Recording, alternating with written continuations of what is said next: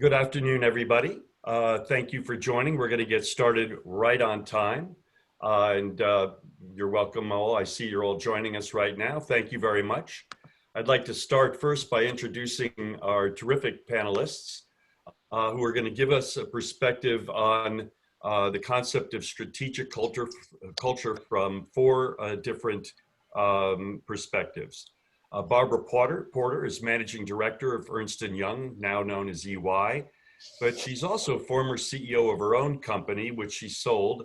And so she's going to talk about culture from the perspective of an entrepreneur, but also of an advisor to leading companies. Alex Edmans is Professor of Finance at the London Business School. He's author of the recent book, Grow the Pie. And he's done extensive research on the connection between engagement and organizational results. Dr. Paul White is almost a legend in the concept of appreciation. He's author of 5 Languages of Appreciation in the Workplace, which really is a bestseller, actually, not just claim to be, sorry. And finally, we have Gary Rhodes, and he is a Professor Emeritus of Marketing and Entrepreneurship at Brigham Young University's Marriott Graduate School of Business, but very appropriately, Gary is an entrepreneur himself. He has got a very successful company called Xvoyant, and we're going to be talking, he'll be sharing some of his information about Xvoyant with us today, because Xvoyant enables him to get a lot of data on actual sales behavior. So first off, I'd like to start with you, Dr. White. Excuse me, I always call you Dr. White. You can call me Paul. Yeah. Paul, thank you. Why is culture important? Well, culture is important because it, I think, typically is a representation of the company's values as demonstrated by behavior and filters decisions that are made down to, the grassroots and to the parts that touch every other part of your customers and vendors. So you can have a value statement, you can have all kinds of mission statements and all that, but culture is really what plays out in the day-to-day interactions where people make decisions that reflect, hopefully, the company's values or theirs and their priorities. Gary, and you're an entrepreneur. Tell us why, from your standpoint, culture is so important, or is it? Excuse me for 1 second, I have to close something. Yeah, I think culture is how you do things, right? How do you work? Just walk into any organization and watch what they do, and you know their culture, right? How they feel about it, and what people do and how they work impacts their profitability, impacts the customer loyalty, and impacts almost every measurement in the organization. And so it's just critical because it's how we do things in an organization. And some do it very effectively because they got a very effective culture, and some don't do it very well at all. Barbara, your perspective. Yeah, just building on what Paul and Gary have said, it also enables you to empower your people so that, employees make decisions, every day as they're interacting with your customers. And you want to make sure that those decisions are, aligned with, your brand, your purpose, and your culture. And so the culture matters because it helps you empower your employees to make those decisions at that local level. And I'm afraid, have we lost you, Alex? That's a crazy question. Oh, there he is. No, but you still don't have me on video. Can you make me a participant? I am trying so hard to do that. I am so sorry, folks. I changed a setting right before this call, and I messed it up. But I believe we now have Alex. Is there any shot we have you? Not yet? He's coming. Alex, any shot that you're there? Yes. Yeah, I'm fine here. Okay, great. Alex, your perspective on the importance of culture. Right, so I think that the culture is very important to motivate employees. So traditionally, the view is that you can motivate employees with contracts. For example, if you were working on an assembly line, you could pay a worker for output. So you can count the number of widgets he or she produces and then pay them for the number of widgets that they make. However, nowadays, what we look for from workers are many things which are not quantitative and not quantifiable. We can't motivate workers entirely through contracts. That's not how you can get people to provide meaningful work and mentor subordinates. So I think what culture is really important to motivate workers is to encourage them to go above and beyond what's just required by the contract, but to contribute to the organization more generally.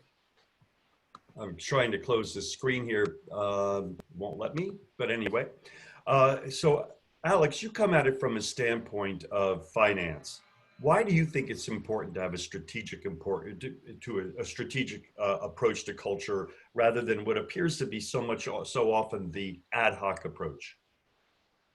Sorry, what do you mean by strategic? Because you first asked with finance and then you asked for a strategic approach. Oh, I'm sorry. Well, because obviously you're only interested, or I shouldn't say you personally, but a finance, the CFO is going to be interested in what's the bottom line benefit? What is culture? To so many people, it's a warm and fuzzy. When in fact, it's not a warm and fuzzy at all. It's as everybody has said, it's part of our strategy. And yet at many companies, it seems to be when people talk about culture, it's a warm and fuzzy. So I guess I'm asking you, just starting with you on this question of strategic rather than it being led by the CEO rather than being led by HR, let's say. I think there's two separate points here, which is important to disentangle. So a strategic approach to culture, what I think that means is the culture tied to the strategy, right? Because we often think, right, that a culture of empowerment is better. And now that's important if you're in an innovative organization, but if you're one where, say, cost control is important, let's say Walmart, then maybe you want to have a different culture. So say one interpretation of strategic is tied to strategy. But then the second point that you're talking about is the financial approach.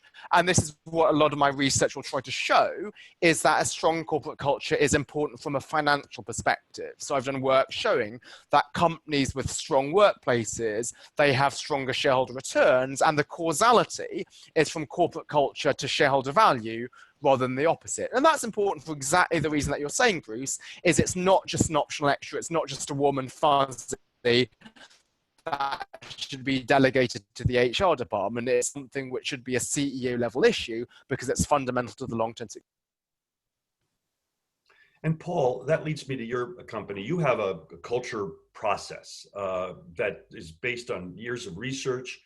But one of the things I find intriguing about your process is that it's designed that a company can, if I'm a department within a big company, if I understand appreciation at work, I could create my own mini culture.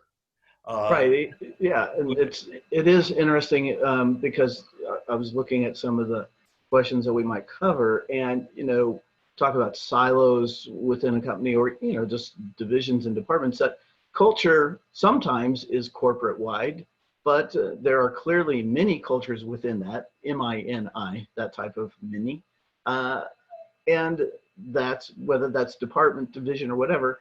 And some are healthy and some are not, and I find that people seem to gravitate, and rightfully so, to strategies and tools where they personally can implement them and have influence, rather than waiting for sort of a decision on high to come down. It's helpful to have both, right? Obviously, to have the structural corporate support, but many times we start in the middle where somebody found our materials, they're interested and excited about it. They maybe get permission from their supervisor or manager, get some resources and implement it, and then it starts to go across the organization and create culture sort of inside out. So it's helpful to have the structural organizational leadership support, but it's not always necessary. It works better clearly across the organization, but within your own department, it can exist at least for a while to some degree inside maybe a broader culture that it hasn't impacted yet. Well, I think that's an important side message of this, that look, it's always ideal, and I'm going to ask Gary and Barbara about this as well, to have the CEO in leading the charge. And there's so many examples of great CEOs who do that. But I guess, Paul, the message for those of you out there who work in perhaps toxic organizations, in the meantime, you can create your own mini culture, but it's not ideal. And we'll get to that, what that definition is in a minute. Gary, from your standpoint, is it possible to really get the sustainable financial results that Alex refers to without that CEO support, though? Yeah, and so I think this is a real critical point. Rather, we always talk about culture as a top down or bottom up. And I'm a big believer in bottom up culture development, because what happens is, as long as the organization is willing to allow groups and pockets of people on the front line to challenge the way we work. So if you have a system where you say, well, challenge, and then when they challenge it and they do something and bottom line results go up, then it even influences top leadership to go, oh, there's better ways to do things. So often, and I know Barbara said the same thing, it's hard to get a top-down approach. So if we can just get them to agree on one thing in an organization, let's challenge the way we do things, which is culture, the way we do things. And when we do it in a way that impacts bottom line, it convinces everyone throughout the organization to change in the way they do. And that kind of percolates a culture of effectiveness and high performance. And that's the way I usually work with organizations. You get somewhat buy-in from the top, but if you can get the frontline managers, because just to remember this one thing, I've worked for organizations that are extremely successful, and I've worked for some that are not. But even in the organizations that are not, there's pockets of success. And there's these pockets because they have these managers who understand how to do things, even contrary to the quote overall culture. And then the other organizations look at, why is this team so successful? Why is this pocket? So remember, people don't leave companies, they leave bosses. And when you get frontline managers and certain managers that do things in a way that are very effective, they attract employees in the organization to come up. So I'm a big believer not only in top down, which is the way it should work, but I'm a big believer in bottom up, because that's how often changes happen, is that they get information from these managers that have found a way to impact bottom line performance, and they get people around them that are excited about doing it. So, I think both approaches are viable. In the long run, you need a top down, but often initiates change as a bottom up. And I guess authenticity, we'll get to that perhaps later, but when it comes from the bottom up, there's a better chance it will be authentic, that it will resonate. Barbara, you mentioned at the very beginning, and we're going to look at your slides at the end. You connected culture, if I understood you correctly, with the brand and with the customer. And so my question to you is there a connection, or should there be a connection to get the bottom line benefits that Alex refers to by connecting culture to the brand? And if there is an importance, why? Yeah, there's definitely a connection, and the importance is around trust. Customers choose to do business with businesses and companies and individuals that they trust. And one of the elements of how you create trust is that predictability, right? So is the experience they have with your company and with your brand, predictable? So based on what your brand is and your brand attributes, is the experience they're having, does it actually reflect that? And, is it aligned? When there's a misalignment between, what your brand says it is and what your experience is when you interact, then there's distrust. And that's really where the, culture enables all of your employees to align around that. So I think that's why it's really important to connect those two and make sure that as you're defining the behaviors of how you're going to work together, that they support, not only your strategy, as Alex said, but also supports the brand and the purpose for your organization. So Paul, in your methodology, which I have not, I've written about it, but again, in terms of your methodology, how do you connect culture to outcomes? Alex has talked about in his research that, and I'm going to ask him about that in a minute, but from your standpoint, in your process, how do we make sure that it's not just a warm and fuzzy, that we're not just agreeing on a culture, but we're agreeing on behaviors and actions that are going to support a culture that will support organizational outcomes, which is, in the end of the day, the goal, I would think. Sure. So there's multiple ways of doing that. One is we have a pre-post assessment of, pre-assessment of where people are as far as their sense of feeling valued and appreciated, because that's the focus of what we do, and related to other sort of, employee engagement kinds of behaviors, and then go through our process and then take a series of measures over time, as well as then, almost everyone has their own internal employee engagement survey, and they often approach us because they can't get, the appreciation piece to move. And so we look at that as well. And then, to be honest, I mean, a lot of what we do ties into the measures they have in place and the kinds of research that Alex does that shows that, when employees are engaged, that good things happen. And, in my book, there's lots of research. We got 50 citations of all the kinds of good things that happen. But for us, just because of the limited focus of what we do, we tie into that, but then rely on the broader picture of other people doing the research to the actual outcomes that they can tie to, whether that's profitability or productivity or decrease in turnover and so forth. So Alex, just flesh that out a little bit, because again, I'm going to ask a question in a minute. We'll have a little poll here as well. Why do you think there's a connection between culture and performance? A strong culture and financial performance. What do you think are the components of that?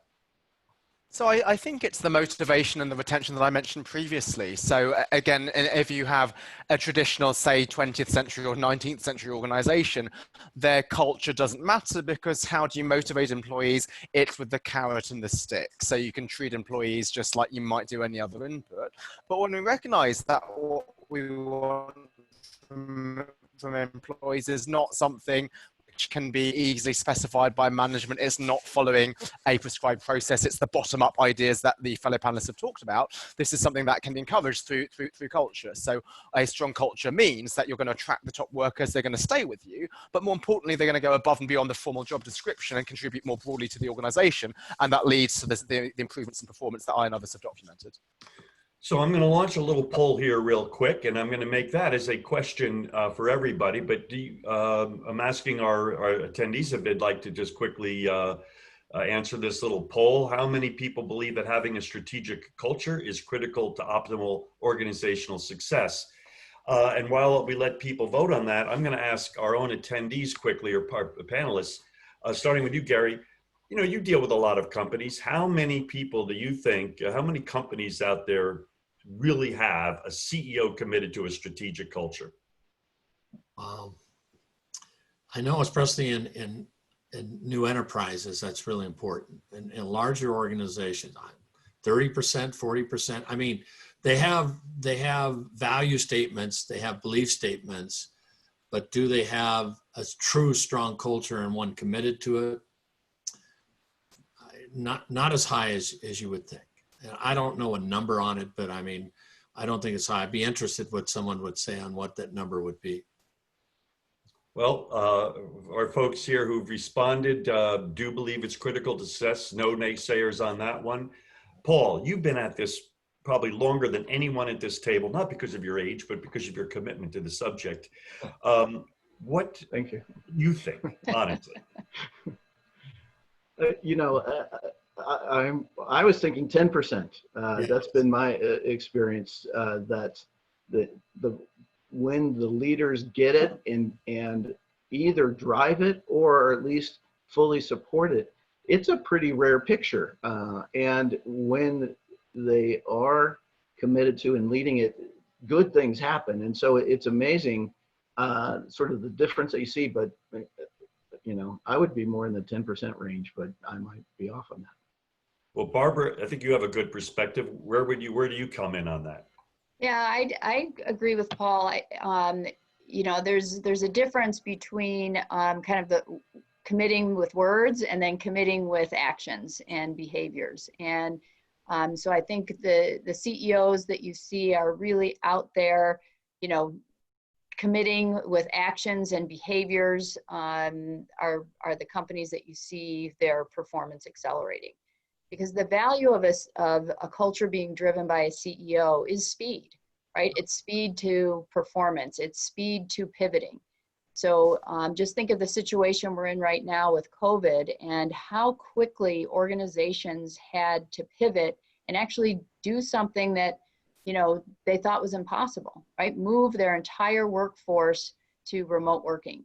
So, you know, and my guess and what I've seen with the companies I've worked with, you know, through this is that the ones that have, you know, the leaders that are really aligned in living the culture and leading the culture, you know, had a much faster transition and more successful transition.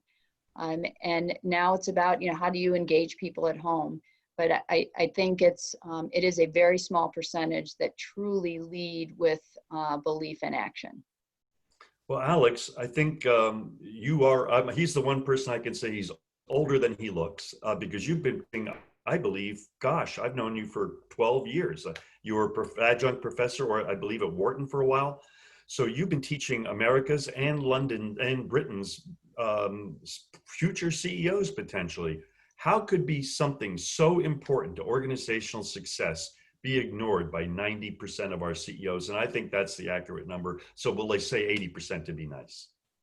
Well, I think there's just a lot of zero-sum thinking. So traditionally, leaders think about the value that a company creates as being given by a pie. And they think, well, their goal is to maximize profits. And if indeed the pie is fixed, the only way that you can maximize profits to investors is if you reduce the slice given to employees. And so they think, well, let's try to pay them as little as possible or work them as hard as possible. And while that might seem a caricature, if you think about some of the most important management innovations of the 20th century, the assembly line by Ford was so successful because it forced workers to keep up with the pace of production. Even when I worked for Morgan Stanley in my first job out of college, right, the view there was that you would want to work your analysts as much as possible. There was one day in the office where I was laughing, and the vice president caught me laughing, and he said, "Alex, I'm banning you from laughter." I asked him why, and he said, well, if you're too happy, the managing director will think I'm not a good vice president because I'm not working you hard enough. So we often do have this zero-sum thinking that employee happiness is at the expense of everybody else. And so what is really important is, and it's why it's great to be on a panel like this, is for people to reset this idea. And unfortunately, zero-sum thinking is ingrained in us from childhood, right? A lot of the games that we play, if we win, the other person loses, when actually what I'm saying and what Paul and Barbara and Gary are saying is that, well, there are win-win outcomes here where a strong culture is not only good for employees, but it's also good for the business in the long term. Because again, the word I'm hearing here, and by the way, listeners, we're going to have slides, action steps from each of our speakers at the end. So you're guaranteed to walk away with some action steps here. I've already seen them and they're excellent. But I think what we're really learning here, Barbara, is that organizations are more resilient when they have a strong culture because employees have a sense of empowerment. They know what they have, a sense of a vision and mission, and they can act more independently. They're not looking over their shoulder. Yeah, absolutely. And, you know, Alex makes a great point, and one that I've experienced as well with, you know, how people view, you know, culture and performance, that it's an either or, and that you sacrifice one for the other. You know, after I sold my company to a Fortune 500 firm, the CEO came and made a tour of the division. And he walked away saying, you know, well, the employees are too happy. So there must be efficiencies that you're leaving, you know, on the floor. So we're going to bring in a, you know, a cost-cutting efficiency expert and take you, Barbara, out of the picture, you know, and put you in another building so that we can really drive efficiency in the organization. And as this group can imagine, what actually happened is performance tanked within 2 months, and eventually I was asked to come back in to run that business again. But I agreed to, but only if we would terminate the person that they brought in because that type of management doesn't align with our performance and with our culture. So, so Alex, you're exactly right. It's not either or, you know, it's an and. Well, and culture, of course, with Barbara, the big lesson for you and anyone who's thinking of selling their company, if you care about culture, you'd better pick your buyer carefully if you care about your employees. So Gary, you're also somebody who's taught probably some of the nation's leaders. You know, great students have come out of your program. How could it be that so many CEOs don't get it? And what can we do? Because, what can well, middle level management do? Yeah, To change that. Again, it goes back to the bottom line that they're connecting things like engagement and which they so-called soft variables to the hard data. And if you just, number one, start connecting things like engagement and power and those kinds of things to hard data, to profitability, to market share, to, you know, brand awareness, to all those kinds of things, and you'll see there's high connection. I mean, you know, when we were in companies with engagement, we would just take their engagement levels and then correlate it or trend it with things like absenteeism, turnover, share of wallet, you know, customer turnover and brand, and they were highly correlated. Engagement goes up, goes down. So you know, the problem is you got to be really good at connecting soft data to hard data. I mean, that's step one. And because the CEO and top leadership, they're going to look at numbers, and numbers don't lie, right? And so you've got to be very good at connecting those two things together. And when you do, then the magic starts happening. And then you see the value in it. And a lot of organizations, they don't connect it, so they don't believe it. Well, there are two really key scorecard elements that have come out of ISO 30414, Human Capital Management. And one of them, there are two that I think or three that are really interesting. One of them is the ROI of your human capital. And there's a very simple formula that you can use to calculate that. And then there's the ROI of your employees. And once again, there's a very simple calculation that ISO, or the volunteers of ISO, provide. And I ask myself, how many CEOs, and then another great one is revenue per employee. Revenue per employee, which of course you might interpret, well, I'll cut my staff and my revenue employee will go up, but not when you correlate it with your other data, such as your human capital ROI. Barbara, how many EY clients do you think the CEO knows what their human capital ROI is and could tell you like that? Yeah, not many, if any.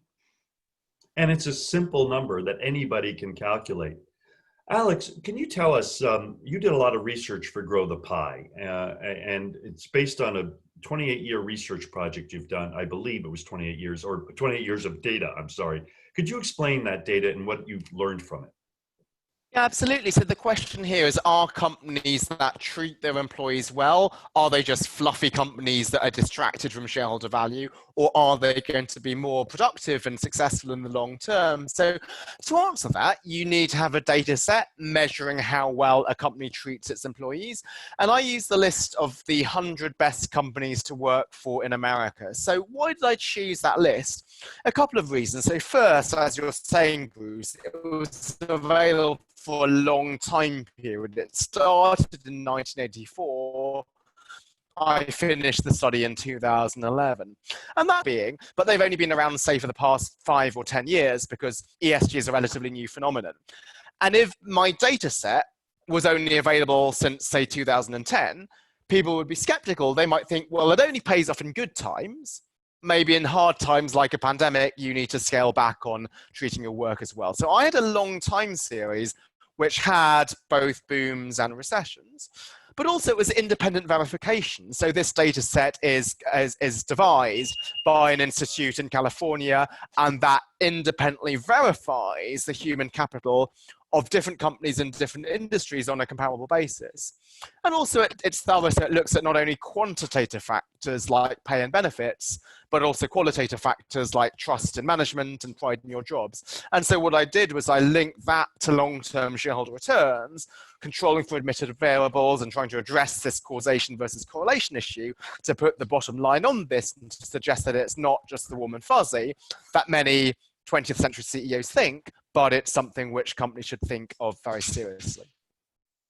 I'm going to switch to Paul for a second on starting to talk about implementation, but let's do another quick poll here if I can do that properly here and see what everybody else thinks on the question of, and maybe I'm not going to be able to do this in a way that doesn't waste time. So bear with me 1 second.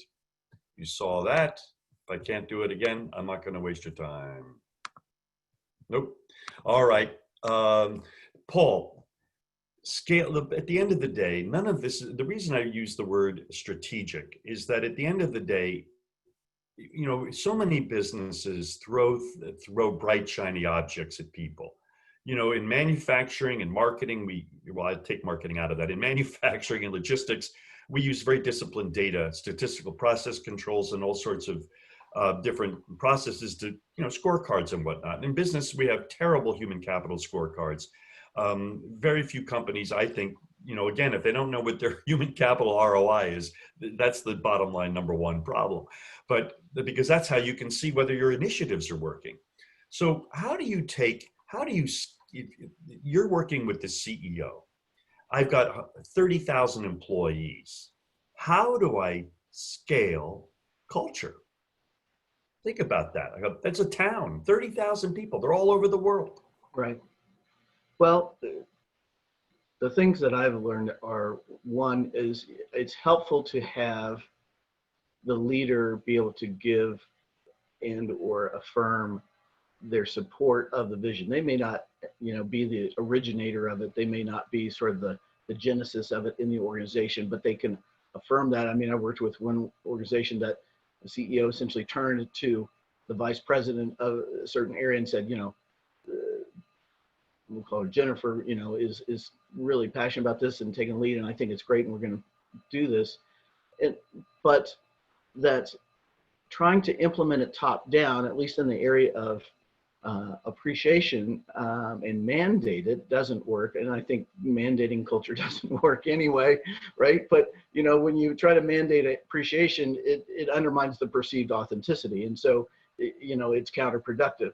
So what we found, and I'm sure there's more than one way to do it, but what has worked for us is to be able to identify a part of the organization. It can be at any level, top, middle, further down, that they have a leader that is interested and wants to make this happen, work with their team and use it essentially as a pilot project, partly to sort of as a demonstration to others, but also we want to get it right, and we don't want to just implement it across the whole organization without sort of testing the general process with their specific culture and structures. I mean, you know, different organizations have different ways of doing things, and so we don't want to create a new process to plug it in. We try to piggyback on what's already existing there, and so we use a pilot, and you know, might be 2 or 3 departments or whatever, and run that for a while, a few weeks, a couple of months, get feedback, and then other people see it, and usually there's sort of a positive peer pressure of like, why do they get to do that and we don't? And so then it just sort of starts to roll out from there. And then somewhere in the process, sometimes at the beginning, sometimes sort of in the middle, we make sure that we get all the key leaders in whatever part of the organization we're working at and give them the big picture, sort of the what are we doing, why are we doing it, the rationale for it, so that they at least can dialogue about it and have the same language. Because, you know, for example, for us, if you use a language of appreciation of acts of service, what does that mean? You know, or you know, quality time or whatever. And so you need to have common language about the issues, whatever it is. And so it's both small group moving out, but also educating and supporting and clearly providing the resources to be able to implement it at a sort of microcosm level. And so, Barbara, in terms of getting at the very beginning of it, should my culture be in writing? And how should it be articulated, and how should it be developed so that it isn't as as all of the panelists have agreed, not top down, so that it's authentic. What is the process? And I think your slide, in a way that we're going to share at the end, we'll talk about that. But how do you start the process of defining your culture and articulating it so that it can be shared? Yeah, I mean, I do think it has to be in writing. Writing, it's reinforcing, right? So you have reinforcing messages, whether it's, visual posters, whether it's electronic messaging that you're sending out.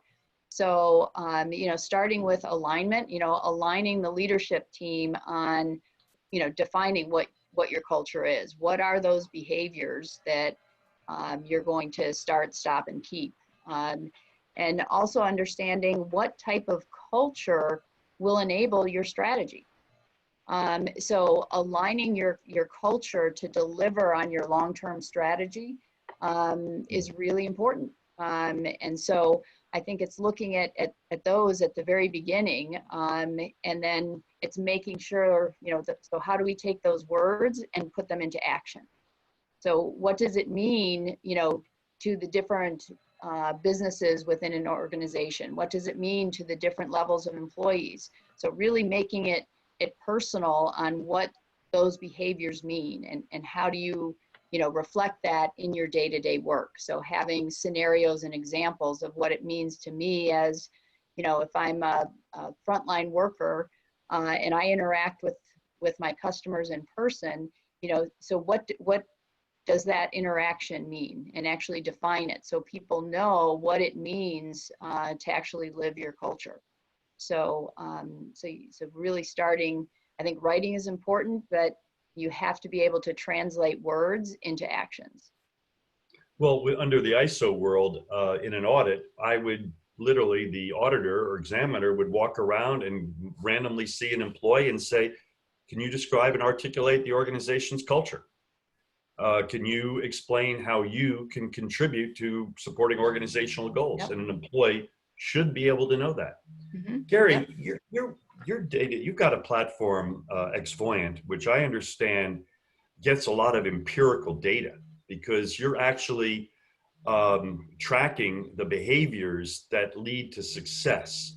Is there anything that you've learned in the data that you guys have been tracking in sales organizations in particular? And I know, Barbara, you've had a lot of experience in call centers, of how culture affects sales. Yeah, I mean, again, like what you're saying, we look at revenue per rep. So we collect data on revenue per rep, just one of the indicators you talked about. And we track it and connect it with a lot of variables. But I mean, I just want to say amen to a lot of things that Barbara and Alex and Paul have been saying, and that, we on our culture, I'll share one, hopefully one of the slides where we did it, where, boy, it's impacted our bottom line in so many ways, because you verbalize it, you write it down, and then you connect the behaviors to that culture.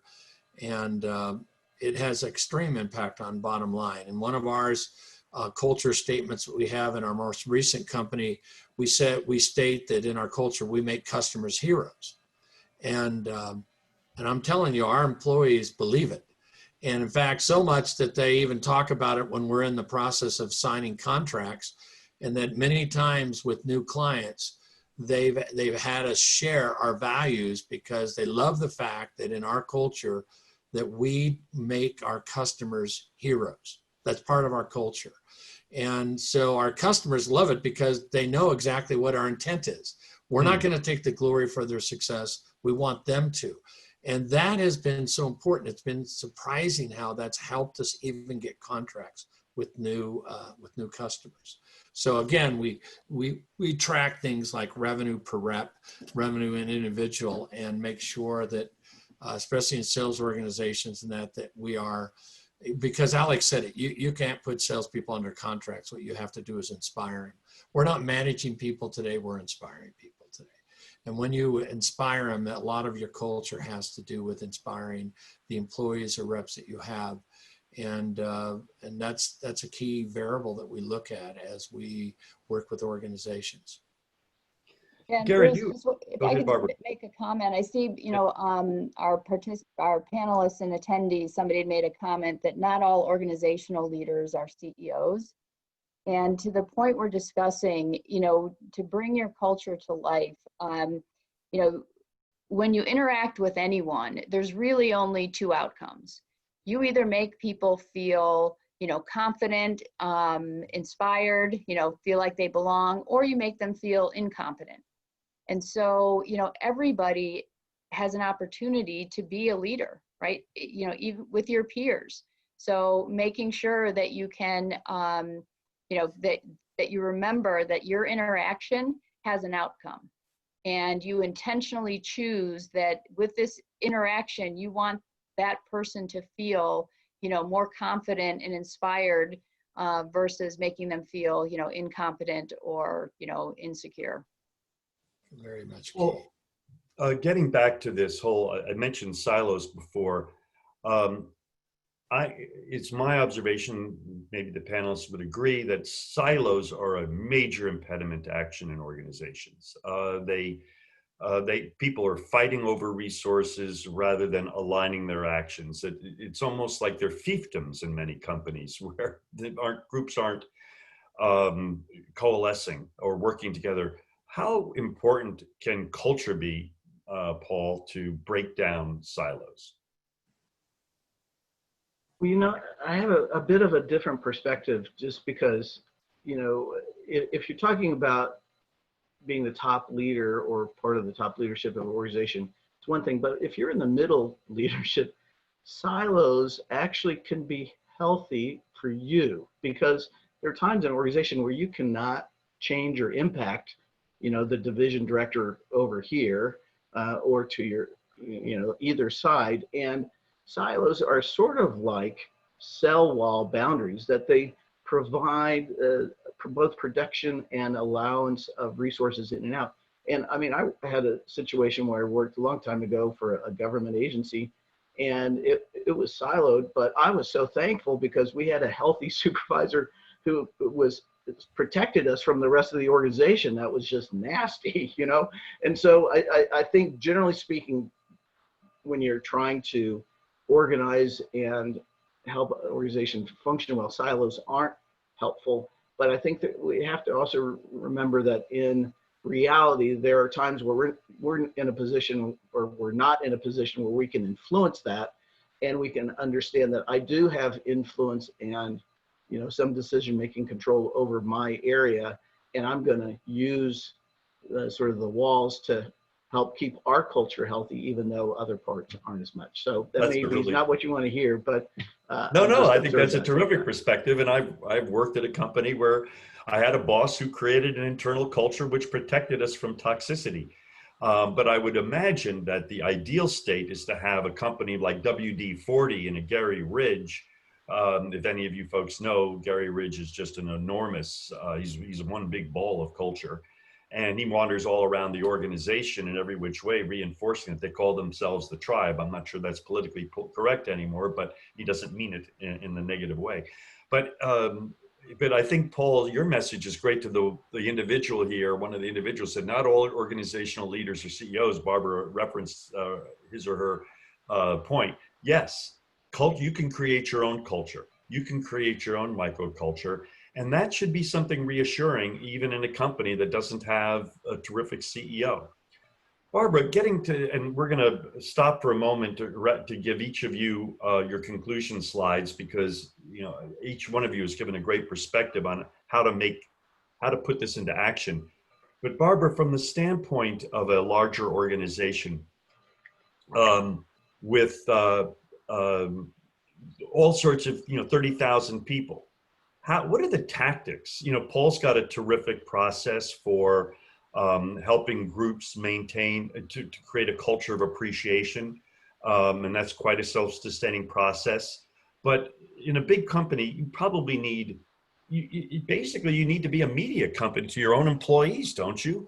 When you have that many, 5,000, even 3,000 people, there are many towns in the United States that don't have 3,000 people in them, and they have a daily newspaper or a weekly newspaper.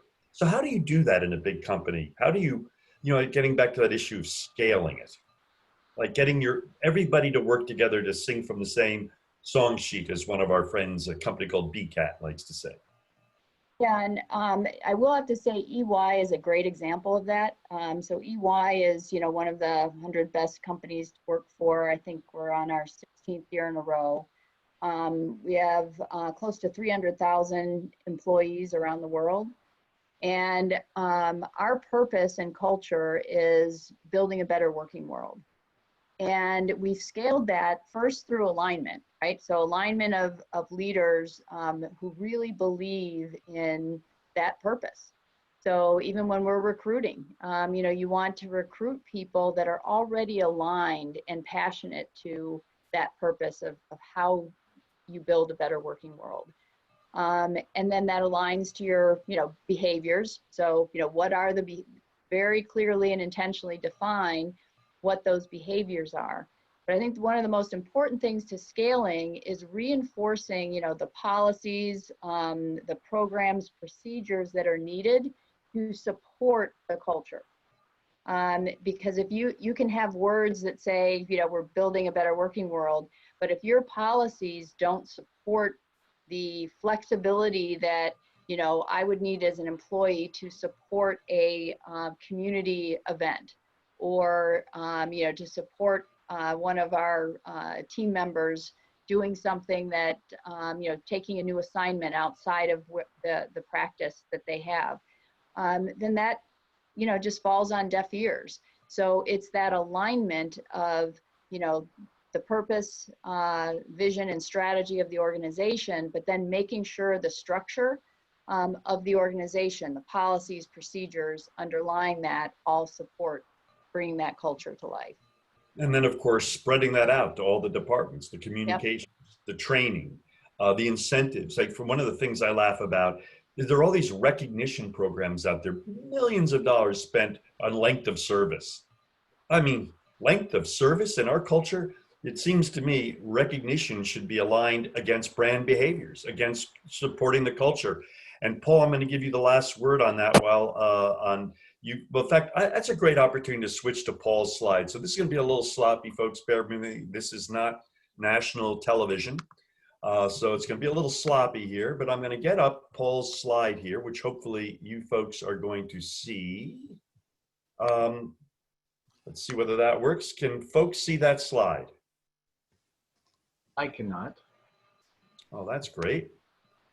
That is a wonderful Or your thing. desktop, yeah. You can see my desktop, but you can't see the slide. No, I told you this wasn't you're going to not be pretty. seeing your desktop. Oh, you're not. Bear with me Yeah. 1 second here, folks. Well, hopefully I'll get this to work. No. I practiced all of this before the meeting, and obviously I didn't do it right. Let's try it now. This, maybe you're going to see it now. How about now? I do not. But working from home, Bruce, this happens to all of us. Yeah. Well, the only thing I say you know what? is, I have a lousy producer. I got to fire that guy. there we go. There we go. Now There we it's go. coming. It's going to come. That's my granddaughter you're seeing. And here is now Paul's slide. Right? We're seeing your slide, Paul? Yeah. Okay. Okay. So Paul, could you walk us through this, please? And I can advance the Yeah, and I'll there. just do this real quick. I just thought of the sort of the analogy that the human body and our nervous system, that the brain's the command center. So the organizational leaders set the goals, direction, priorities, values, and really I think culture is like the central nervous system, which is the method by which priorities and values are communicated to the rest of the body. That what decisions should be made and actions taken, because it's out on the extremities that the actions are taken to interact with our customers and suppliers and so forth. So the organizational leaders can sort of set the values and so forth, but it's really the culture that does that. And then taking it a little further, I do work in this area, but that the neurotransmitters, the little chemicals that are in between the nerve cells, actually help them communicate, and that's how messages are sent, and including rewards and motivation. And I think that's where appreciation and encouragement lies. So I think just being able to see, and I think, especially the example that Barbara gave about, it's the actions that are important, not just what you think or say. So just some sort of key points that we've learned is that, most employee recognition programs don't work in terms of helping employees feel appreciated, partly because they weren't designed for that. I mean, and I appreciate Alex's, continued response to help us think about historically, we're not where we used to be, and employee recognition, when it's designed well and implemented consistently, can improve performance, but that's different than helping people feel individually appreciated. And so we really differentiate between employee recognition and authentic appreciation, largely because recognition should focus primarily on performance. And while appreciation does involve that, we believe that employees are people too, and that we can appreciate and value someone regardless or maybe in spite of their performance. And there's some ways to work that together. And because really research shows that most employee recognition reward kinds of things only hit the top 10 or 15% of an employee group. And so you have a big middle group of solid people who are trying hard and doing decent job, but they don't hear anything because they're not recognized. And those are the people at risk that you're going to lose, because we know 79% of the people who leave voluntarily cite a lack of appreciation as one of the main reasons. Interestingly, go ahead. No, finish. I was just going to say, it might seem counterproductive, but appreciation, I think, isn't the need of the moment right now in our culture, because appreciation really is about the past. I think people need to be encouraged and supported in this realm of working from home and remotely. And they tie together in that they have the same goal of supporting, the team members, and the actions are the same. The 5 languages of appreciation work whether you're talking about the past or the present. But I think really we need to be in there supporting team members who are trying to, make things work.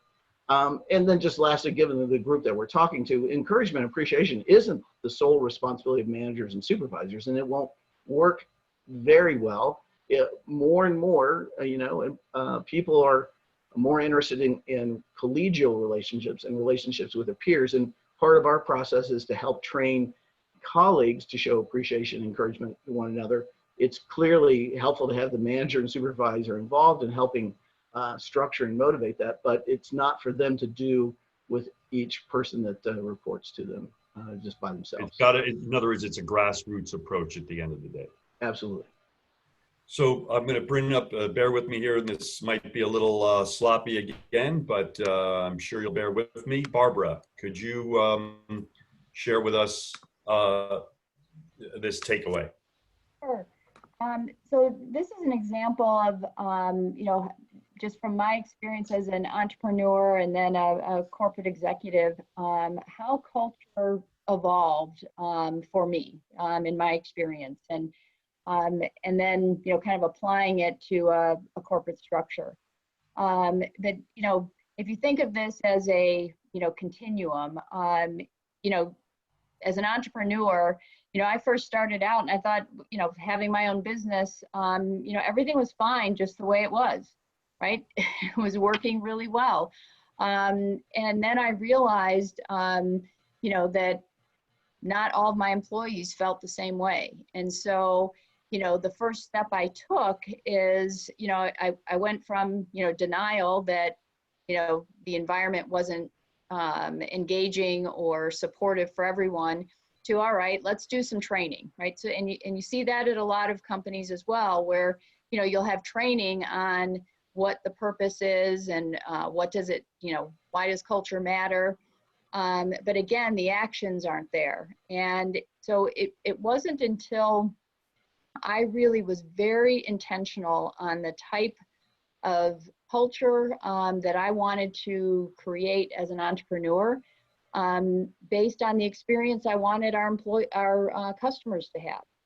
So making sure that you're making that link of, being intentional on the type of culture that you're going to create, and then linking it to the business outcomes that you're looking for. And so, once I started doing that and the business was growing, it was how do we engage the entire enterprise? And this is actually where I first met Gary Rhodes, is that, you know, we use technology and a platform to align our employee experience to our customer experience.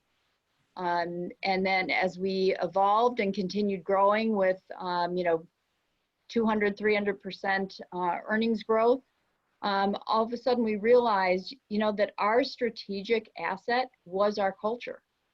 And, you know, and how our employees contributed to the bottom line every day based on, again, the environment that we created for our employees is the environment that our customers experienced.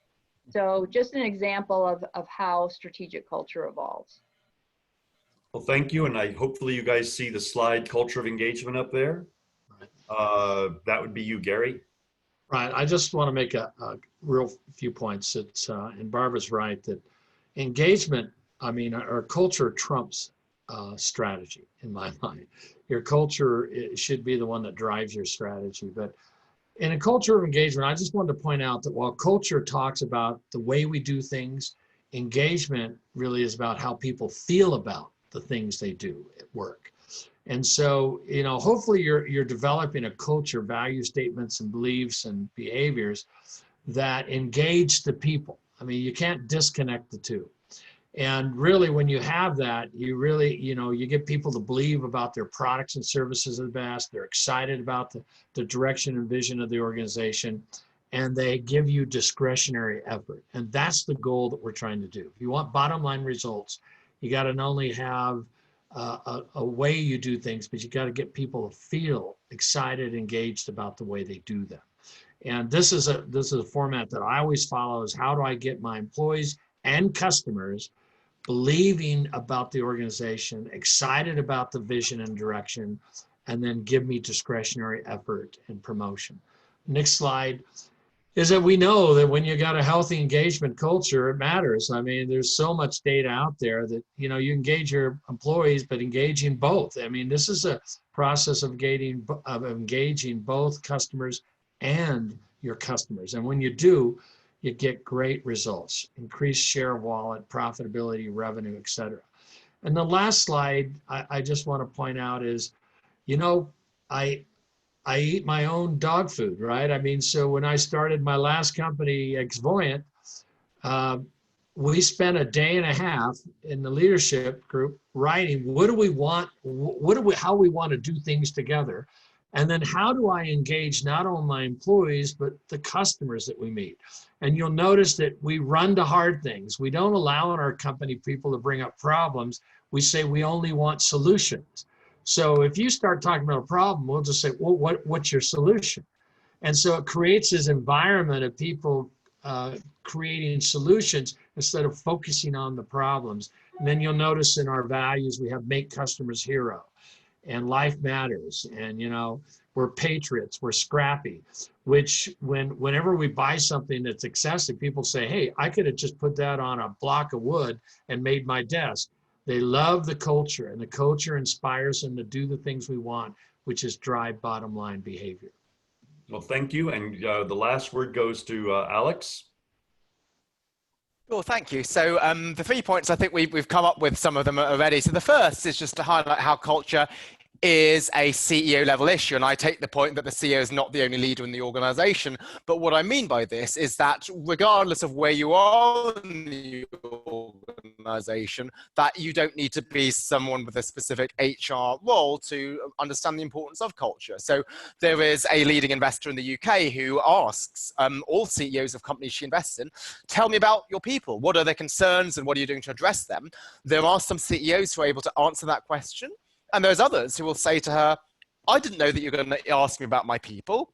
The next time I'm going to bring along the HR director. And so that's really striking. So which of them do you consider culture to be a delegatable, non-core issue that the HR director can deal with?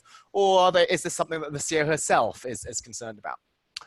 The second is something that I mentioned earlier on when Bruce asked me the question about strategic approach to culture. And here, this is the idea that there's no one-size-fits-all culture. And I know that the phrase one-size-fits-all is really well known and really hackneyed, but I think it's important because people do say, well, culture should always lead to empowerment of employees and delegation and so forth. And that's the case in many circumstances. And in particular, if you're a company that prioritizes innovation, so Reckitt Benckiser is an example here. But there may be certain organizations, maybe a small subset of organizations, where actually the culture should emphasize efficiency and clear definition of job roles, if indeed the purpose and the strategy of the company is to prioritize cost. And the final one is to task employees with ground level culture change. So the idea of culture just being top down, decided by management and then just implemented is, as my fellow panelists have talked about, not a realistic approach. Instead, what some companies do is they task employees with ground level culture change. So Novo Nordisk, right, its goal, its purpose is on using medicine to improve people's lives for the better. It's designed it's got a Novo Nordisk way, which is how it would like its employees to act. And it has some facilitators to try to make sure that this is put into action. This trends are reported to management, not for a micromanagement role, but just to highlight what potential issues there are in embedding culture. And also sometimes culture could mean different things if it needs to be applied to local customs. So L'Oreal in particular, what they try to ensure is that the 4 ethical principles of L'Oreal are correctly tailored to the local context of each individual unit. Well, thank you so much. We have one, I think, point here. Somebody is saying, by living the values that support your culture, behaviors and decision-making must reinforce culture and strategy. Thank you for that. And thank you, panelists, for your participation. By the way, this program has been recorded and we will be sharing it. And we're really fun to see that people are coming to these shows every day. Some of our shows have hundreds of views since we put them up. So we're going to send you a link, everybody, to this. And we're going to, of course, invite you to share it with anybody you wish. And we're going to, of course, market it every week in our media, because this is a valuable service that you folks have provided. And I thank you very much for helping businesses make themselves better. Have a great day, a great weekend, everybody. And thanks again. Thanks Bye-bye. for the discussion. Thank you very much. Thanks. Bye-bye.